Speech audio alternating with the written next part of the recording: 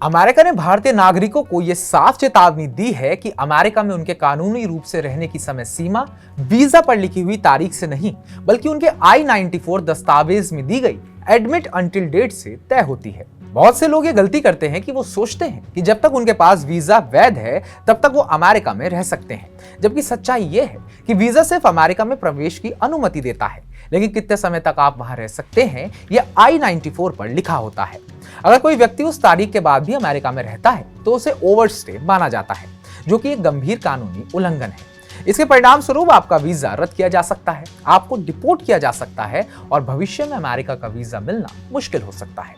2025 की शुरुआत से अब तक अमेरिका ने 1703 भारतीय नागरिकों को डिपोर्ट किया है, जिनमें 141 महिलाएं भी शामिल हैं। पिछले 5 वर्षों यानी 2020 से 2024 के बीच कुल 5,541 भारतीयों को अमेरिका से निकाला गया।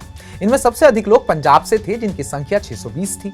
इसके बाद हरियाणा से 604, गुजरात से 245, जम्मू और कश्मीर से 10 और 6 लोगों की जानकारी अज्ञात रही। इन डिपोर्ट किए गए लोगों को अमेरिका से वापस लाने के लिए कई तरह की उड़ानों का इस्तेमाल किया गया, जैसे कि फरवरी में 333 भारतीयों को अमेरिकी सेना के विमान से, मार्च में 231 लोगों को US immigration and customs enforcement के चार्टर फ्लाइट से और जुलाई में 300 लोगों को डिपार्टमेंट ऑफ होमलैंड सिक्योरिटी के चार्टर विमान से भारत भेजा गया।